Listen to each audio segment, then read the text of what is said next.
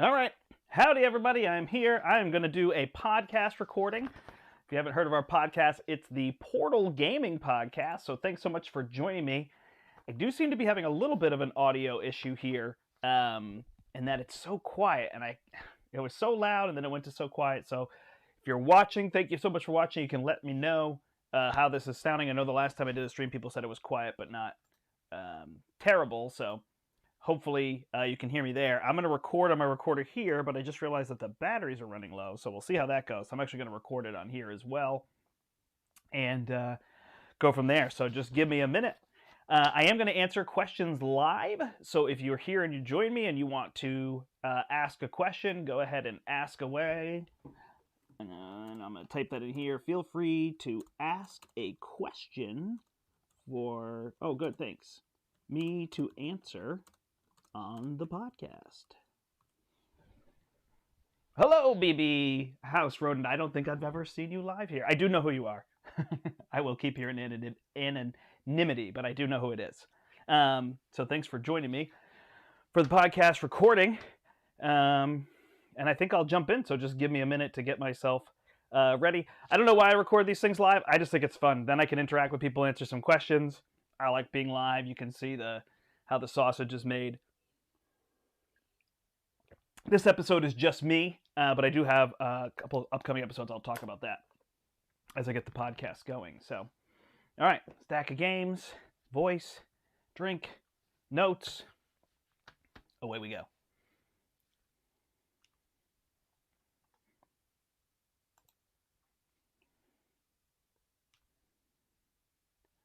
Welcome one, welcome all. Step right up,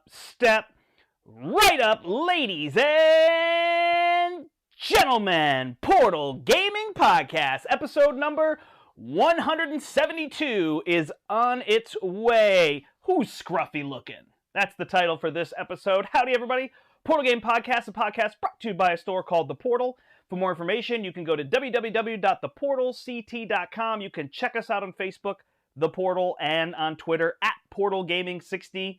That's where you will find me, your host for this episode, the Brandt, number 172. Also, make sure you check out our YouTube channel, Step Into the Portal. You will see lots of live playthroughs and other things. And coming up soon, you will see us streaming live from the store for Extra Life Day on November 6th. I don't know exactly when we'll be streaming and what we'll be streaming, but you can check that out there. So thanks, everybody, for joining me. It's been a little while. I'm recording this live on YouTube for people who are listening later, and I'm in my attic here now. This is my new studio. I haven't recorded in the studio before, and it's getting a bit chilly in New England. We're definitely starting to hit that full-on fall weather. I don't know, it's hard to call it winter weather because it hasn't been freezing, but it's a lot colder in this attic, which is not insulated. So I am doing the classic New Englander, the Northeaster, and I am wearing the winter cap while I'm recording to try to keep me warm. I have a space heater here that I'll pull in at some point, try to keep myself warm. I think a space heater will be pretty easy. I feel like being cold is better than being hot, but that might just be me, and I might discover things otherwise. I realize I never turned this second light on, so for people watching on YouTube, I am a little dim. That's not my mentality, that's my actual view, but that's okay. We kind of got this like cozy attic feel going on, and we're not showing off anything on the table, so it should work out fine.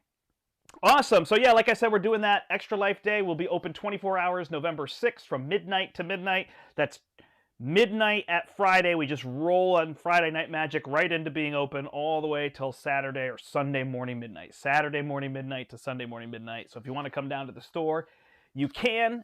Masks are now optional in Manchester. I will be wearing a mask with all the people there, except when I am streaming. I'm not going to be doing that, but it is a choice that you can make. So those are the things that are going on there. Definitely check out the YouTube channel. Like I said, you'll see lots of these games being played live. And this episode, I've got a lot of games to review, so I'm going to review a bunch of games, and then I'm going to run through GenCon and VannerCon, two events that I did in the last month. Whew, that's exhausting. And run through all those. I will say, so I know a lot of people know that I am a high school teacher, but thank a teacher if you can, because this current teacher, I'm going to say burnout as kind of the, what do they call that? buzzword or whatever, but it's not burnout, but the exhaustion. So just the way I'm feeling right now with teaching is how I would normally feel in December, when we're kind of getting up to that break. And I don't know, every teacher might tell you different, but usually for me, it's December when it really hits, where I'm like, I need a break. You get a short one there, but it's real. So if you have kids, they have teachers. If you're working with teachers, if you are a teacher, thank you, thank them. There's plenty of people to thank right now, so I am not saying thank teachers only, but definitely be thinking about them during this time. And if there's anything extra you can do for your kids' teachers, a little bit goes a long way, whether it's a gift card or a note, or just staying extra in communication, or seeing if there's something you can do for them. It's tough. It sounds funny, like, well, we were in this pandemic and we were not in the building and everything, and suddenly now everybody's in the building, and it feels really tiring right now. So I will tell you that. Did it lead to me not doing the podcast? No, but it did lead to me pushing the podcast off a week and a half, just not being able to find a day, and the one day I had, just not having the energy to record this. But I'm still going to keep these monthly. I am actually excited when I can throw in some extra podcasts. I'm going to, and I am recording, if the stars align, this week with Carl Van Ostrand, who is a Connecticut native. Carl has designed several games. Kapow, which is under Wise Wizard Games, and probably his biggest game is Merchant's Cove with, I hope it's Final Frontier, right? Final Frontier? Yes. Final Frontier Games. It sounds weirdly like Star Trek, which I think is the point. And then his newest one is up on Kickstarter, Bardwood Grove. So we're going to talk about that and review some more games for you. So I'll be recording that with him. So that'll be another episode with Carl, and I'm looking forward to that one. And we'll schedule a few others. Paula Deming is going to be on, and a few other people in the future. So those should be fun team-up episodes that I will do. I like talking. I like talking fast about games, but honestly, I like talking to people. So putting people on the episode is going to kind of be the goal here. All right, less chat, more rock. So let's get to some games that we're going to review here. So first up, I don't have the box if you're watching on YouTube, but hey, if you're just listening, no big deal. So the first game is 10 from AEG, and they were nice enough to supply us with a copy of this game. So 10 is a kind of bidding, push your luck game. And so the idea is that you're trying to create sets of cards in, I'm going to call them the 4 primary colors, which means the primary colors plus green. And you're trying to get runs 1 through 9. For every card you have in a run, so like let's say in blue you only had 1 through 6, then you skip 7, 8, and you had a 9. So you only get the 1 through 6, you get 1 point at the end of the game. If you have all 9 cards, you get 10 points. So on your turn, you're going to flip over cards, and they're either going to be market cards or they're going to be regular cards. When you flip a regular card, you can keep flipping, and you bust if your sum is 10. When you flip a market card, that number actually gets subtracted from your total. And so you can kind of flip like a 7 and then flip a market 4, so now you're down to 3, and then kind of keep flipping to push your luck. At any point you can stop, and you can either choose to take the market cards, in which case you get the buttons that are on them in money, in points, or buttons, I think they're just called. And you can now spend those, and the other cards go to the market. Or you can take the other cards and then purchase a card from the market. But when you take the other cards, all the other players get buttons that are on your market card. So you kind of have this choice, and there's a lot of push your luck and choice and decision, which definitely makes the game interesting. I believe it can play 2 to 6 players. I don't have the copy in front of me because I brought our copy to the store. But yeah, it's kind of a neat, interesting little push and pull. It's easy to pick up. It's generally easy to teach. It's got like a couple extra layers of strategy. More than strategy, it has choice, and I feel like in small games, choice is generally what I'm looking for. Oh no, this battery's going to go. So hopefully this is recording well here. Awesome, we're going to have to pull from here. Hopefully it'll sound good. Sorry. I don't know why these batteries died. Nah, we're just going to stop it now. I put these batteries in new. All right, there we go. So, yeah, it gets you lots of choice, and it's a fun little game. And then you can purchase the cards from the market for their face value. So if you want to buy a 5, you spend 5. If you want to buy a 6, you spend 6. And you just go around until the whole deck is gone. I think you feed the deck a number of cards for the number of players. So there's sets there. And you go till the deck is gone, and then everybody adds up their points and go from there. So this is from the people that made, oh my gosh, Point Salad. And it's definitely got that kind of fun feel. It's a little more silly. It's a cool little bluffing. Oh, I didn't mention the part. Sorry. It's a bidding game. So you're using the buttons not only to buy the cards, but if somebody flips a wild, so there are wild numbers with a stationary color. There's a stationary number with a wild color, and then there's just pure wild. And you just go around bidding on those, kind of poker style. I bid 1, I bid 2, I bid 5, blah blah blah blah. You go around until everybody passes, and you can buy those ones. And so that's kind of the idea of you can pay for those cards, so you can get those extra cards that you need, which is interesting because there's a bunch of those in the deck, so there's a bunch of auctions that come up, and it keeps it really kind of light and snappy, and you get to do things on people's turns, and then the player just picks back up and keeps going with their turn.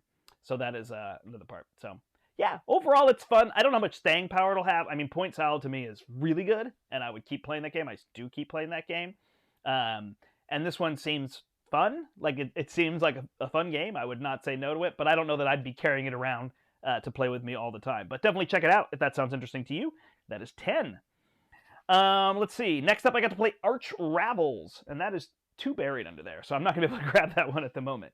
But Arch Ravels is a game from XYZ Game Labs, and you can check out a playthrough of this on our channel. I played with Kathy, and inside there was a little crochet octopus that you could make, and Kathy made that, and we had that on the screen while we were playing. And Arch Ravels is a game of knitting and competition. So you're trying to knit various things, sweaters, scarves, teddy bears, things like this for people, and kind of complete those projects to get points. So on your turn, it's got little worker placement, kind of like Villainous or Scythe, where you move your worker around, decide what actions you're going to do. So you can go shopping and you buy the different colored yarn balls from the center of the table, or you can work on your craft and you get so many actions to create crafts with the yarn balls that you have, and that's kind of the idea. You're going through that. Each character has like a little thing they do better than the others. Like this one might get a bonus shop, and this might get a bonus craft, and they might get discounts, and as you flip, there's events that come up. So it might be like the cat stole your yarn ball or whatever, and so somebody loses a yarn ball, or you have to give one to every player or something like that. These events come out, and then there's like special ones that you're trying to knit, and when those patterns come out, you can kind of grab those, and they require a whole bunch. They're unique, but give you a bunch of points at the end of the game. So then you're just going to play through, is it rounds? Sorry that I don't remember. You're looking, I don't remember the end of the game trigger all of a sudden. There's little patterns. So not only that, you have like projects you're working on that are communal, where it's like, this person wants 2 teddy bears and a scarf for whatever reason, right? Kids' toys or something. And when you complete those, you grab them and you trade your other ones in and get points. And when that row runs out of cards, which again is based on the number of players, then the game will end. It's cute. It's a nice little resource management. It's like, I don't know, that's really action selection more than worker placement, but whatever. It's all semantics. And the way the little yarn balls come out, it's interesting because some cards are clearly better than others. So as those flip, that can help out. But it tends to be there's so many coming out. People are buying so many things that it just kind of evens out. But yeah, it's a really neat game. Kathy's super into crocheting and now knitting, so it's perfect for her, like thematically. It's good to see a game that is all about this, and it was neat at GenCon, which we'll talk about a little bit here later, but they yarn bombed outside, which was just a cool way to kind of promote their game. So definitely check it out. That is Arch Ravels from XYZ Game Lab. All right, I'm going to jump to some newer games, even though I've got older games to review, because these came to me from WizKids. They sent me a bunch of games. So the first one here I am uber excited about, because I actually gave my Super Skill Pinball away to Eric Summerer because it was hard to find then. And this is Super Skill Pinball Ramp It Up. So this is a standalone sequel. It's really just more boards. You can go back. I wish I knew the episode number where I reviewed. I'm not always as good at knowing that stuff. But you can go back and see my review, and this is kind of more of the same. So this one has Go for Gold, Pin Pals, High Roller Heist, and Top Speed. And all of these focus around a ramp. So if you've played pinball before, there's like the little ramp that you can put the ball in, and it goes up there. So in the Go for Gold, you can go up high, like kind of on the back glass, and there you have like a little loop that you can do to kind of keep looping around and scoring points, and come down one side. And in the High Roller Heist, you're trying to steal things from a casino. I've got that there. And then the Top Speed one, I haven't played the Pin Pals one yet, so I had to skip that one. In the Top Speed one, you're going up the ramp, and you can increase your speed, which actually adds to your die rolls. So you're able to roll like 7s, 8s, and 9s. because normally you roll 2 dice and pick, like, oh, which die am I going to use? But you add your speed, and as the rounds go on, you get faster and faster. That one's really neat because it makes the different rounds feel different, whereas the other ones, the rounds kind of always reset, and they feel very similar. But that one definitely makes the third round feel out of control. Like, you feel like you're at top speed, and you can actually break. So that one's really neat. I mean, this is basically, if you like Super Skill Pinball, it's a no-brainer. And I love Super Skill Pinball. So here's the thing I will say. Super Skill Pinball is at its best at 1 and 2 players. At 3 and 4, when you lose a ball, you're waiting for everybody to finish the round, and it takes a while, and the game actually gets really long when you're waiting for everybody to make a decision, because I might make a quick decision 3 times in a row, but then the 4th time I slow down, but somebody else was like, quick decision, slow decision, quick decision. So if we don't line up, there's always somebody making a slow decision, and especially when you're trying to teach the game. So it's pretty smart to play 1 or 2 balls when you're just teaching the game. Just let everybody know that's what you're going to do, and go for high scores and add the other ones in. But man, this is a great solo game. I mean, just think of pinball. Like, it's kind of like that, except for resetting and people play. But it's also good to have some patience and teach people and play with them. But I think you're best to teach somebody at 2 players and kind of help them walk through it. But this is an amazing roll and write. This is the most thematic roll and write on the market, hands down. So absolutely check out Super Skill Pinball when it comes out. Ramp it up. Thank you, WizKids, and thank you, Jeff Engelstein, for making that, because it is awesome. And then this one came out of nowhere. I actually saw this at GenCon. Will at GenCon, who works for WizKids, showed me this one, and I had requested a copy, and it came in. This is Dungeon Scrawlers. So this is based on D&D. And the biggest issue they have marketing this game is getting people to realize this is not a roll and write game. And not that roll and write games are bad, but just it's not a roll and write game. So kind of recognizing that will be important in knowing. So what's happening here is you are going through a maze. So everybody has the same maze. And you say, go, and then you're working your way through the maze. And as you get to the maze, you get to different rooms. And you might come across goblin enemies, or I don't know all the enemies from Dungeons and Dragons. I totally should. But, you know, whatever it is, you're coming across various enemies. Or there might be spells that you need to cast by tracing the spell, and the enemies have to be crossed out. And there's treasure, and you have to outline the treasure to gather the treasure. And then eventually you'll get to a room, and there'll be a boss, and you have to scratch out the whole boss. And when you do, you say, done, and everybody stops. So it's a real-time game, but going fast isn't, getting to the boss first isn't necessarily the way to win the game. So whoever knocks out the boss gets 4 points, and then you kind of add up your points. You pass your board to the right, and everybody tallies up. And that's kind of the idea. And you know, you have to decide with your group, like, how picky are we going to be? If obviously if I leave half of an orc exposed or goblin or whatever, that's going to be a no-go. But if I just leave like a little part, or the marker didn't work so well, you know, so you kind of have to decide in your group what's going to be acceptable, what's not going to be acceptable, I think. So everybody's having fun, knowing the expectations there will be important. But yeah, it's just a lot of fun. Oh, when you get to the artifact room, they're numbered 1 through 6 or 1 through 9. I think there's even a 1 through 12, and you have to like connect 1, 2, 3, 4, 5, 6, 7, 8, 9, whatever it is. And then in addition to that, they add another layer, which is you get a character, you get a class. So you might be a cleric or a wizard or a barbarian, and they all have special abilities. The wizard, well, they know how to cast spells, so they just run through the spell, put a little circle, and keep moving. And the barbarian only has to scratch out the heads of enemies, because they behead them, which I think is great. And you get those little extra things. And then there are 10 maps in the box. So there's 4 copies each, so you can play with 4 players. There isn't really a solo mode, because the whole thing is to compete against somebody else. Like, you could both decide we're going to play for a really long time and get a lot of points, or it could be short. So there isn't really like a high score thing. Like a lot of other games, it's just who decides to do what and what you gain. But some of the later ones, then there's tokens that you put out, and there's little orbs, and you have to, you know, scrawl out the crystal ball, and then you grab the orb, and it's worth points. If you grab it first, you get more points. And there's keys, and you have to find the keys so you can unlock the door, so you get a little more of the maze element. And there's portals. Yay, portal. And you have to go in the portal and then go teleport to some other part of the map and keep going. So it definitely keeps you on your toes. I am noticing playing the first 2 maps a lot with people teaching them that that's getting a little bit older for me. This game's a blast. I love this game. This is the perfect filler. When people are like, oh, I don't know, we should play, I only have a few minutes. Great, I got the game for you. You can teach it, you play it fast, and that's a good thing in this case. I'm not always a fan of the you can teach it and play it fast kind of idea, but yeah, that is that. All right, what's up next here? Whew, I got a lot of games to review. All right, Cascadia. So this is from Flat Out Games. And this is a really cool tile drafting, tile placing game.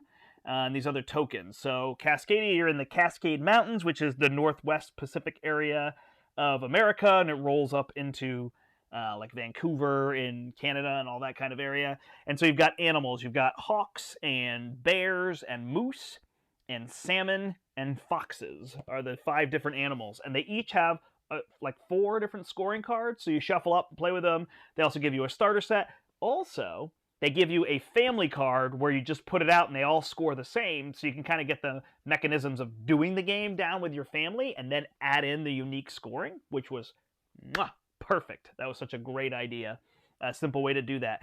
You know, it sounds boring to people to some extent. It sounds boring to me strategically because I want the different things to think about. But, you know, with kids and families and stuff, you might not want that. So, boom, they give you a card. It's in the box. Easy to work with.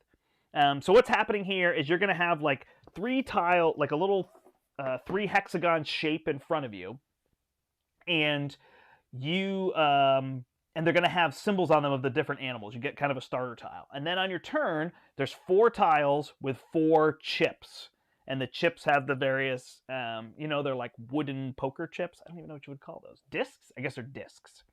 And you will take those and you will draft. So you'll say, oh, I want this hexagon tile, which goes with this disc, and then you add the hexagon to your board, and it can go any way you want, but you're trying to make the largest terrain in each type. So generally you want it to match, so you can get those bonus points. And then each of the tiles has the symbols, and some have multiple animals on them, and you take that little disc and you place it on one of those spaces.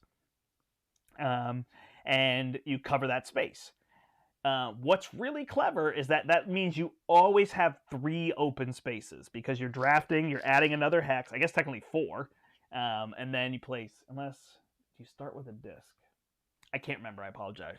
But you've got open spaces and everything, and then you're adding it in. And then what's neat is like some of the spaces will give you a pine cone because there'll be like only 1 animal on it, but if you cover it, you get a little pine cone or a little leaf.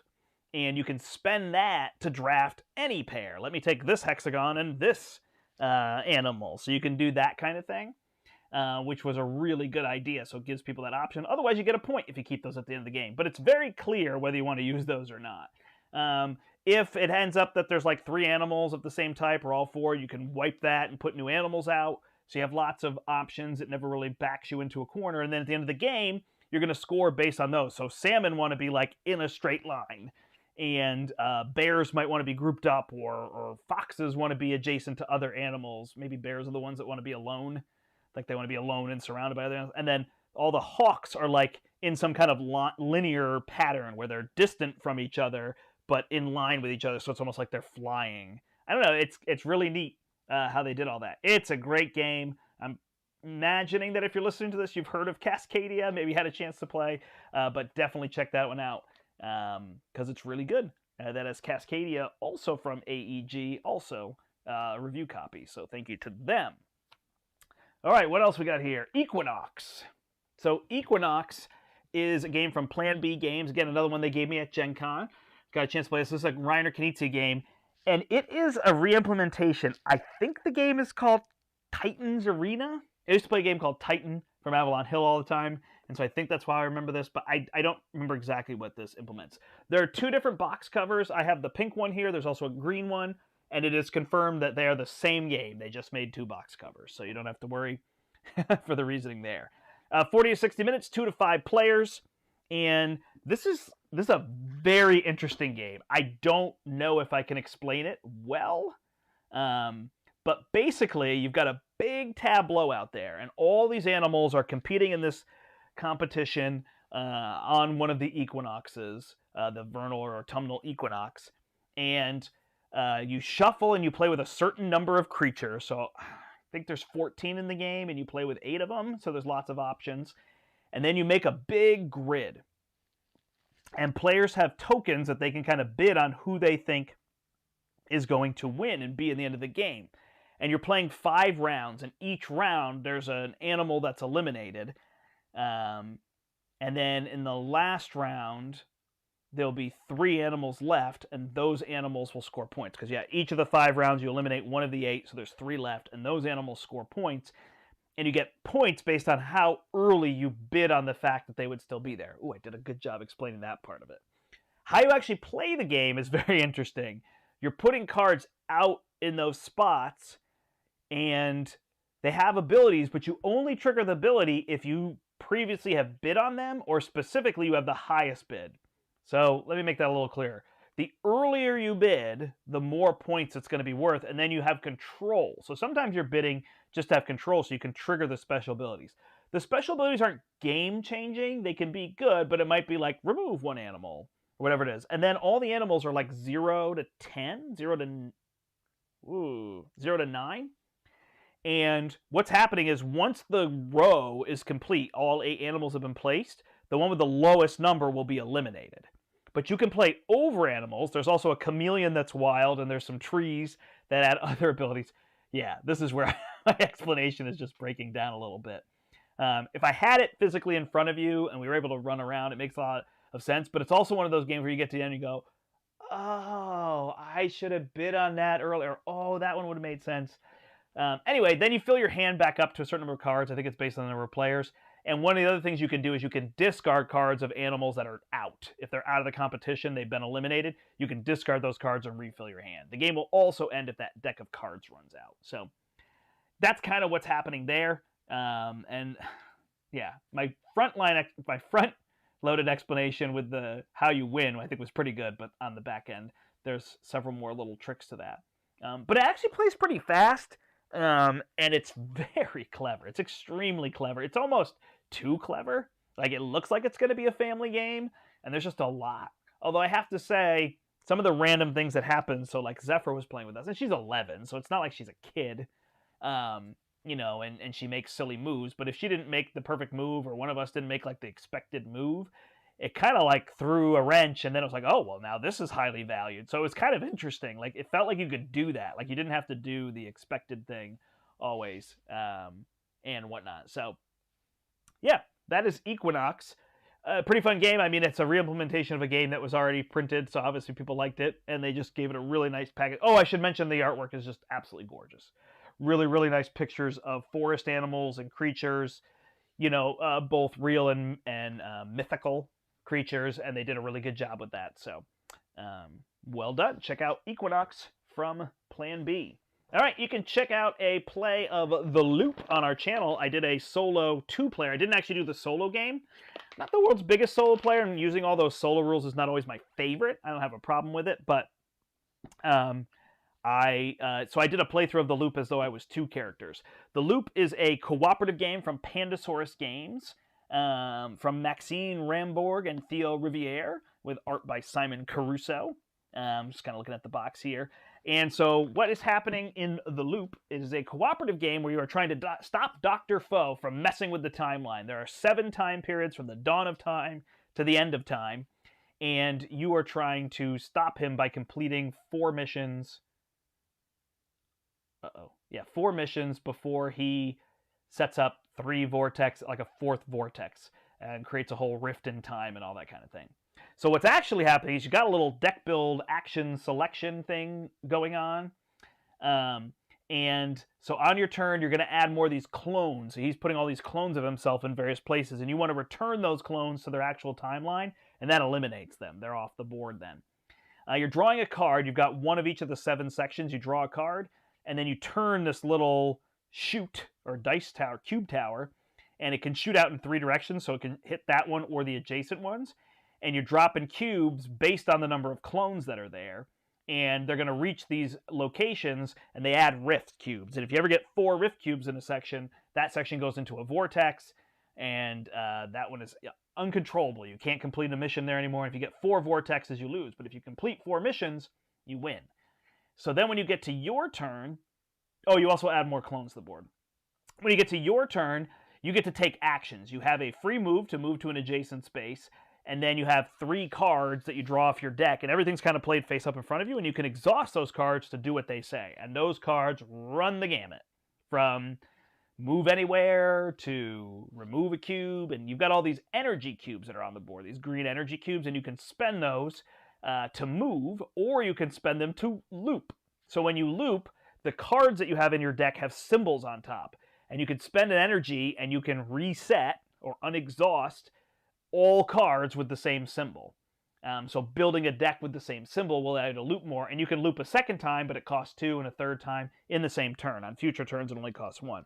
So many of your missions are like, do a loop in Dr. Foe's area where he is this turn, or place energy in each of the locations, because cards might let you place energy, and pushing clones to eliminate them. There's all these different things you're trying to do and complete the missions.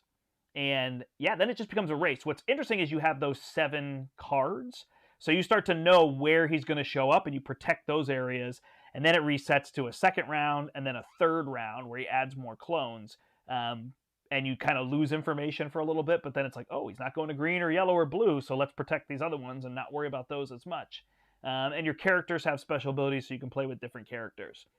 It's a really tough game, and I almost won on the stream, and I played with Brian a couple times at GenCon. We did not win, but I did win with Kathy.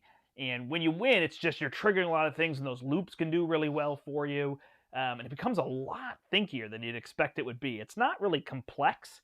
It's just thinking like, oh, if I do this, and then I move, and then I do that. There's just so many iterations of what you can do, permutations, if you will. And you're trying to figure out the right one to maximize, and then have those unknowns of what he's going to add. So it has a whole bunch of modules. I played one of the modules on the stream, and that was fun with the super clones. So it gives you lots of different ways to play. I think this one's going to be a pretty big hit. It's got really kind of cool artwork, kind of cartoony, zany artwork. It's much more of like a Euro-style Pandemic game than it is goofy, like it sounds, with the loop and Dr. Foe and all that stuff. It's, you know, it's much more in the strategy game than the goofy party game style. But yeah, it's a fun game. I think, what does that give me? 4 and a solo play 5. I think I played 5 games of it, so I still find it fun. So that is the loop from Pandasaurus Games. All right, we keep going.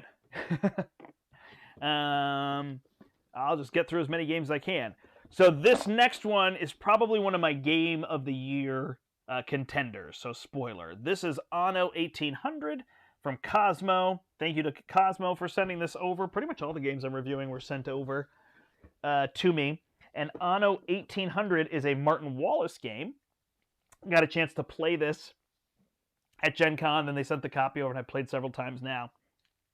It's real good. I like this game a lot. It is based on an Ubisoft video game called Anno 1800. Sorry, I'm not into video games really that much anymore. Maybe if you asked me about Nintendo right now, I'd be okay. But I don't know this one.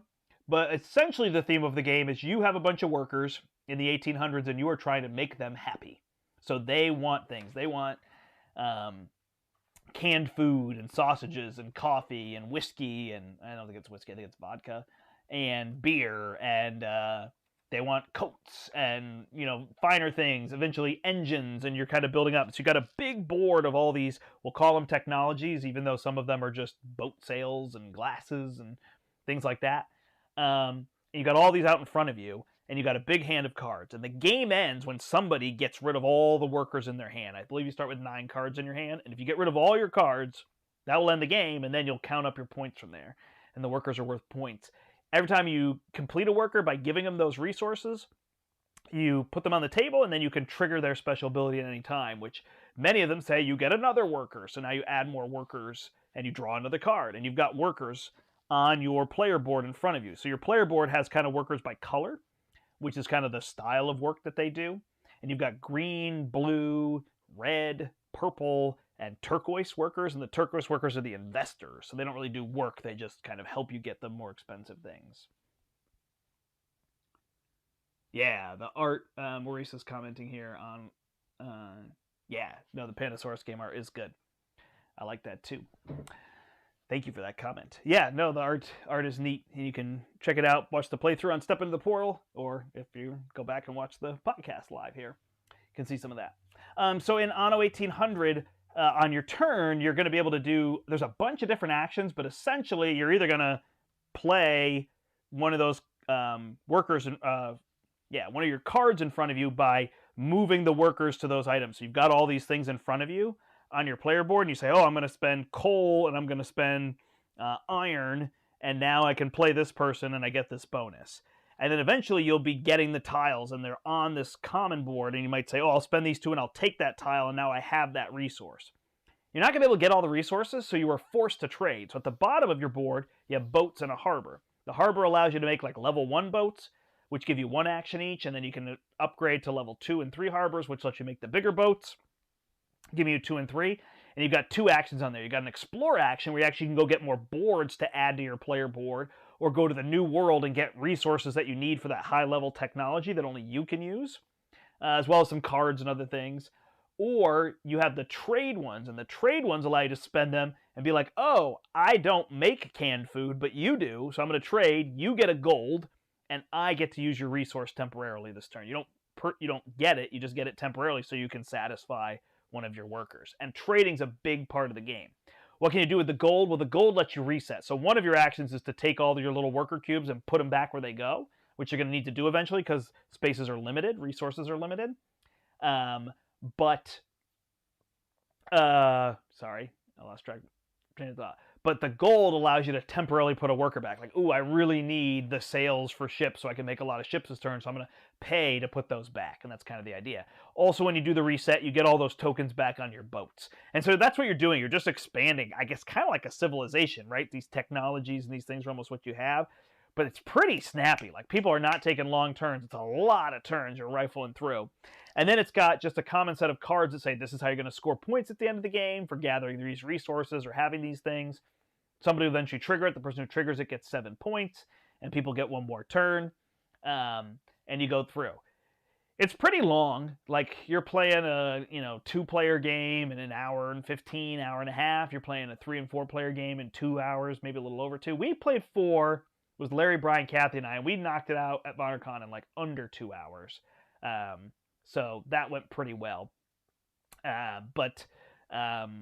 Yeah, I mean, the first time you play, it's definitely going to be a bit of a longer game. And it's pretty dry. Like, you're just getting these resources, but man, it's just like, I think that snappiness of it, it just makes it feel like it's like a Splendor or a Century Spice Road, just longer, with a bigger arc, right?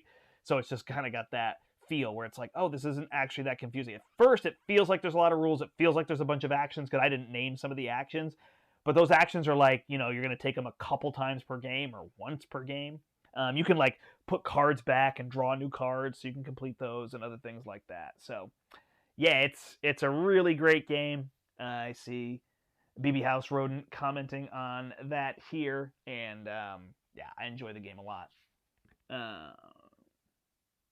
Yeah, and Maurice is commenting too, is just saying that it just because it's a big engine build, so you're waiting to get all those things, and finally somebody gets it, and then you're trading with them, and all of a sudden it takes off, and the end always comes sooner than you expect, even though you're an hour and a half, 2 hours into the game. And then you add up all your points, and there's lots of points, and you're scoring, somewhere around 100 points, and the leader tends to be 120, and people behind are like, 80 to 90 points, so you're in that kind of point range. But it's a blast. I mean, I'm on, 4th play, 5th play, something, and I just grab it. Let's go. I'm ready. Fun game. 2 to 4 players, doesn't have a solo mode that I know of. Yep, so that is not in there.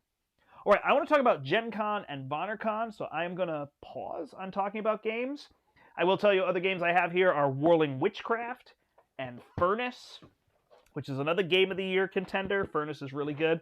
And I have the Enchanters Deluxe Box, which so far has been a game that I really enjoy, but people I teach it to are like, that's fun. But there's a lot in there, so I will get to do some reviews of those on the next episode with Carl. So that should be good. So let me run through a little bit with GenCon and VannerCon. This is just going to be a brief overview. GenCon was obviously very different this year. If you go on the channel, you can see my unboxing, my haul of all the games that I got, and I had to fly all those back, so it wasn't too many games compared to previous years, but 10, 12 games I was given by publishers, and I'm super appreciative of all those for all that. So that was really nice of them. So we got there, we went out, we were there Wednesday through Saturday. We came back a day early so that we could be back, kind of COVID test, and I had to get back to school. So we wanted to make sure everything was good.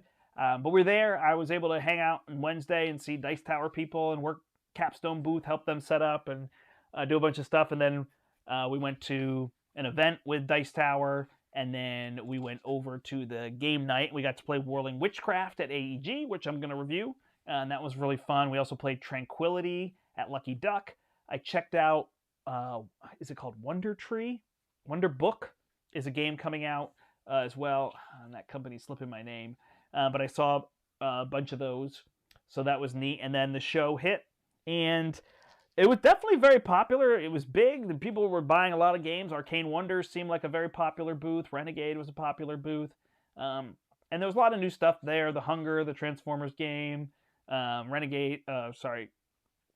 Arcane Wonders had Picture Perfect, the Aquatica expansion, and Furnace, and those were all selling really well.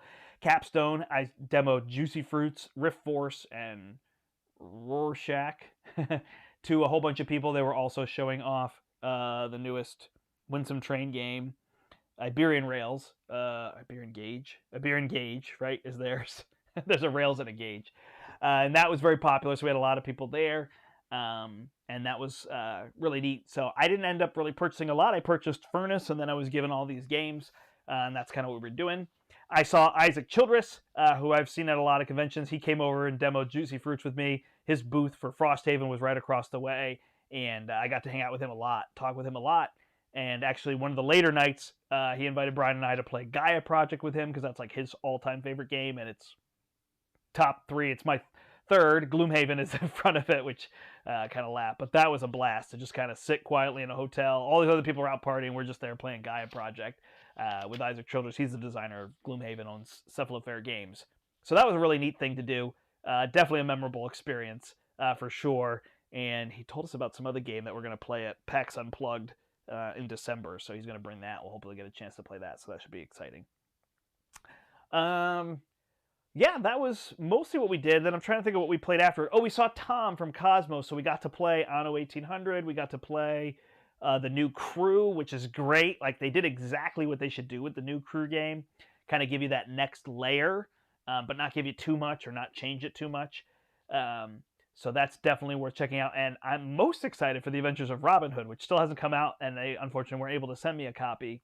But this, I think, is the most innovative game of 2021. So in Robin Hood, you have like a little book, and you're reading through a story, and then it reminds me of an advent calendar. Like, you pop things out of the board, and new things appear, and then you can actually flip things over, and other things appear, and you're all throughout Nottingham with the castle and the woods and Sherwood Forest and all that kind of stuff. And yeah, really neat game. Lots of reading to go with that. So, if that's not necessarily your thing, it could be a little bit different. It's a cooperative game. I'm not sure how well those components will hold up over lots and lots of plays, but again, if I play through the whole story, the book's like 200 pages of reading, so there's a lot there. I found it incredibly engaging. Is it heavily strategic? No. It has a pretty innovative move mechanic where you have these different like size pieces. They're almost like little rulers that you put together, and you can move your figures there. So I think Brian was Robin Hood, and I was Little John. There's also Maid Marian, and I don't think it was Friar Tuck. So there was somebody else. Maybe it was Friar Tuck. That would be the next one that jumps into my brain from those stories, but not really sure. So we got a chance to do that one of the evenings. And let's see. Let me just run down my list here to see. Oh, Rift Force is great. Little 2-player game. I actually should review that. Do I have that up here? I should have done that. And that is a majority of what we played there. I think there are a few others. I wish I had Brian, because he tracked a little bit more of what we played, and I did not track what we played. Yeah, we got to play a bunch of stuff, and GenCon was good, and everybody was safe, masked up, which was great. And we were able to get back to things. So it was nice to just kind of have this kind of chill GenCon. I feel like people probably heard a lot with GenCon. So then I turned 40. And so for my 40th birthday, I had a few people come over. We kind of spaced it out over several days and just had kind of smaller groups at a time. I usually do a big VannerCon, open the floodgates, everybody's invited, here we go. And this one I kept a little bit smaller. We didn't do it at all last year. I did an online one where I just did it via Zoom. A lot of party games for one day. But this one we did over a series of days. So I got to play a lot there. It's a little fresher in my brain, so I know the GenCon stuff. I faded on a little bit. I thought GenCon was great. I was super happy to be there. I did not want to go. It was like midweek, and I was like, I don't think I want to do this. And once I got there, I really had a blast. I obviously enjoyed GenCon every year. It was just weird with all the timing and the changes, but it actually worked out really well, and it was good to see everybody. So, all right. So then people came over for VannerCon. The first night we played Mysterium and Word Slam, and that was really fun to play a big old game of Mysterium. That's kind of been a staple one that we've played at every VannerCon. So that was kind of like the party game night. And then on Saturday, we had people come over. I played Furnace in the morning. I don't have my list in exact order here, but I got a chance to play Furnace, which I will review. We played a whole bunch of So Clover, which is it's by the same people that made Just One, I believe. And it is a party game where you've got like this 4-leaf clover and everybody's gathering words. That's hard to explain, huh? And basically you're given 2 words and you have to give a clue to the team so that they can get your words, but everybody's doing it simultaneously. So you've got like 4 groups of 2 words and you're trying to give a clue, like what puts rodent and Ghostbusters together. And then you're trying to come up with like some ghosty rodent clue, which I can't think of off the top of my head. But you try to do that, and then you pull all those cards off, and they're like kind of 4-sided, and you shuffle another card in, and then as a group they have to figure out which cards did you have. It's really neat. It's really creative. It's definitely in that like simple and well done in that fact that everybody's kind of playing simultaneously, and then the whole group is thinking, and you're just waiting during yours. It's another one where like I don't play with the points. I have no idea what the points are. It's just fun to kind of play. Then we played. What did we play after that? We played Raccoon Tycoon, which that was one that I've been trying to get off the table for a while, and that's was that Forbidden Games on the table for a while, and it turned out great. Like it's just a big auctioning game. I obviously love raccoons. There's Rocket right over my shoulder here, and another one that Rachel made me back here. So yeah, it's just a really fun like engine building, basic, economic market management game. And then it's just got bidding and auctioning. So you're just trying to get money and you're trying to get resources. You can play a card to get resources, increase the value of things, then you can spend them for whatever they're worth, and that drops the market. And then you can buy various locations, and then you can auction off the railroads to be able to get those. And then there's some buildings you can buy. And I ended up getting the building that was like every time there's an auction, I get $5, and people just auction. I got a ton of money, and that pushed me over the top to be able to win by buying a whole bunch of buildings. So that was neat. Let's see, what else did we play? Then I think we finished up the night with Glenmore 2. I feel like there's another game in there. We played So Clover for a while, but I can't remember what else was in the middle. Either way. And played Glenmore 2, and that was really fun. I had played it once before, and it kind of felt a little underwhelming. But then this game felt good. Like I was like, okay, cool. And I wanted to add more modules and see where it went.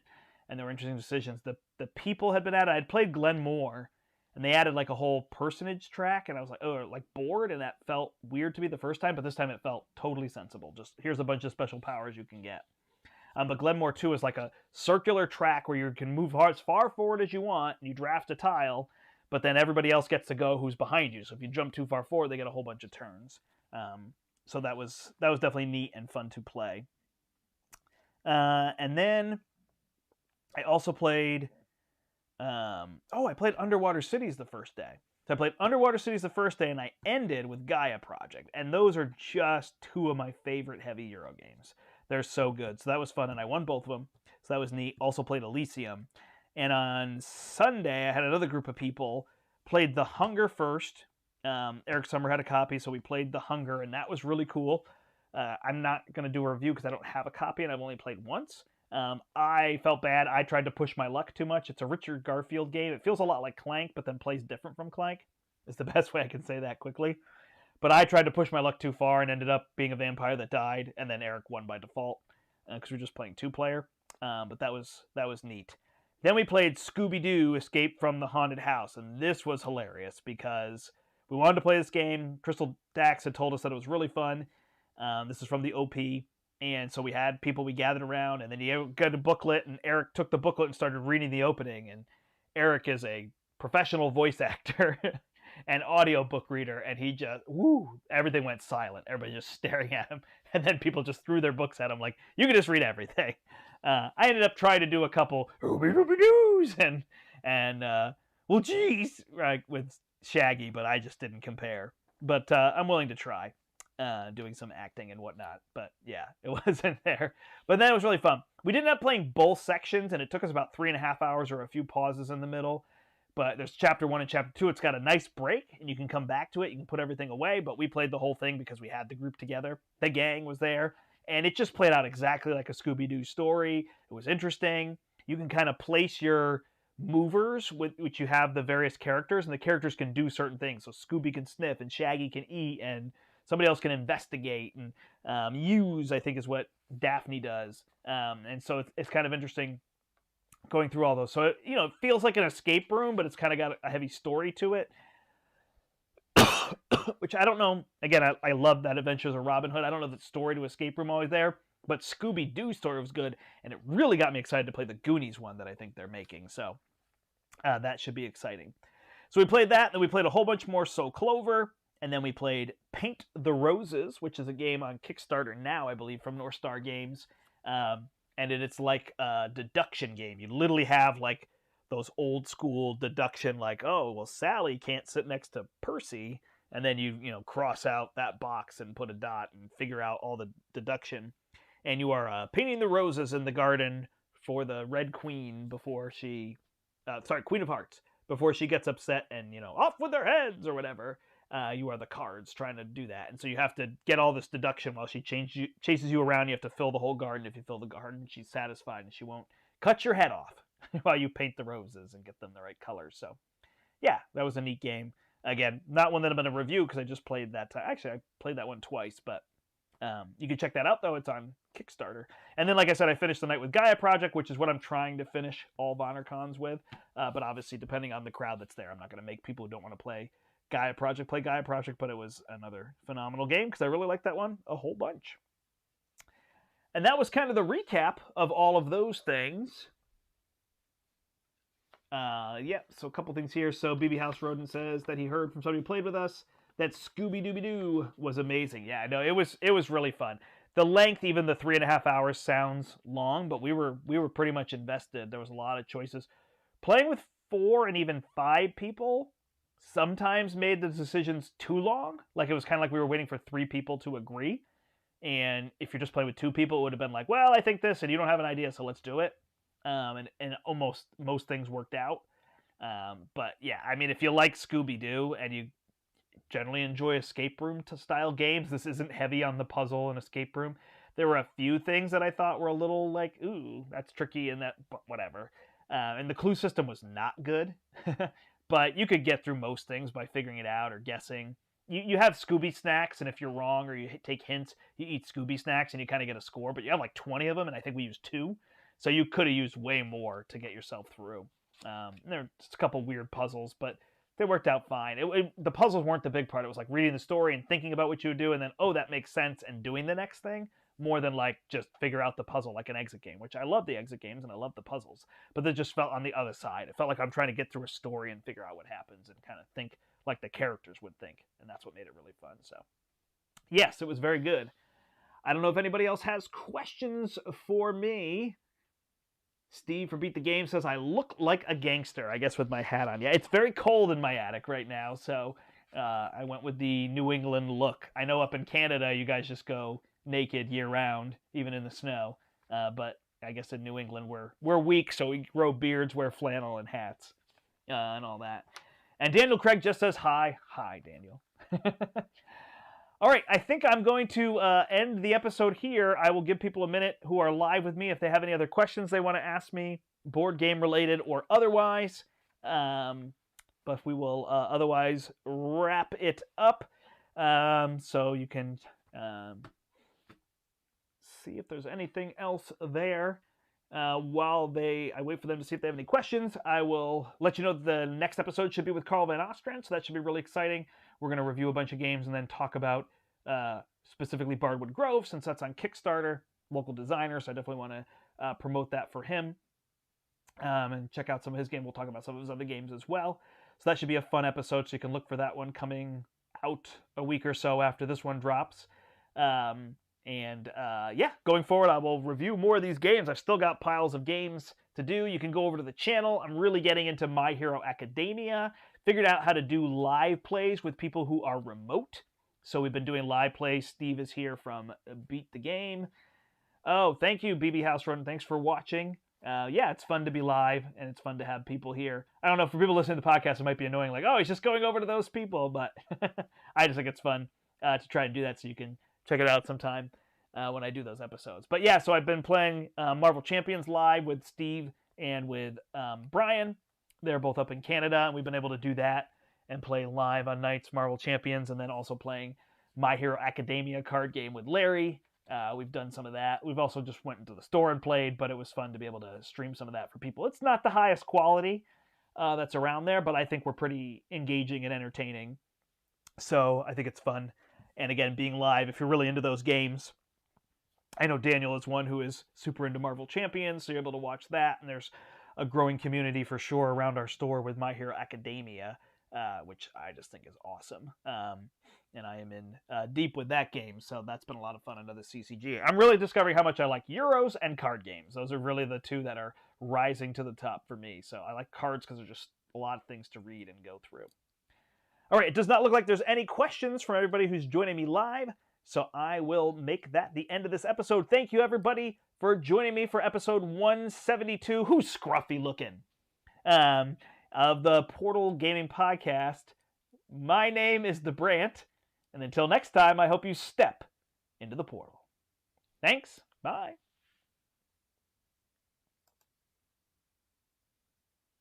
All right. I recorded the podcast, but I'm still live here. My Hero Academia, Daniel, is a CCG, so that will definitely scare some people off in terms of cost. I will say it's pretty playable. Like, this box is very playable. So this box is, I think it's $30 now. And you get these two characters. It is based on a, help me, an anime. I guess it's very popular, or that is very popular. And so you get these two characters, and it's just very creative in its structure. It's like you're playing these foundation cards, and cards have like a check value, so you're pulling cards off of your deck, and it's pretty quick. It simulates a fight. So you're supposed to play 3 matches in 60 minutes for like tournament play or whatever that means, but it's just telling you it's very quick. Games are over in 3 and 4 rounds, or 3 and 4 turns. And so you're really just kind of building a deck to see if you can get that to happen, and then it won't, and then you kind of reset. Spar, fight, here we go.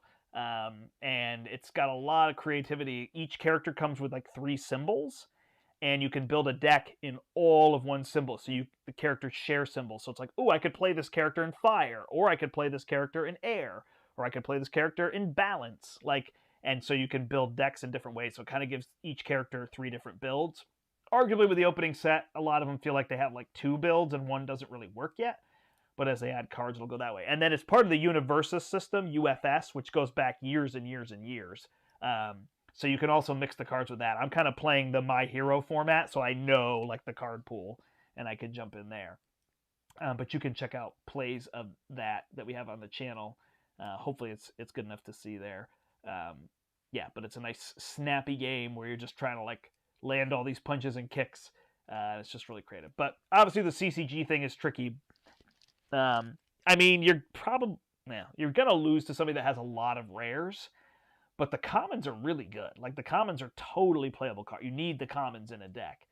You build a 50 to 60 card deck. I think it's a 50 plus deck, but 60 would really be max. And it's similar that you don't just want to build 50 because you're flipping a lot of cards. So it's more about ratio and all that. I really haven't gotten my head wrapped around a lot of good decks. We've been just testing a lot of decks to see what works. I haven't wrapped my head around like this is what's good and this is bad.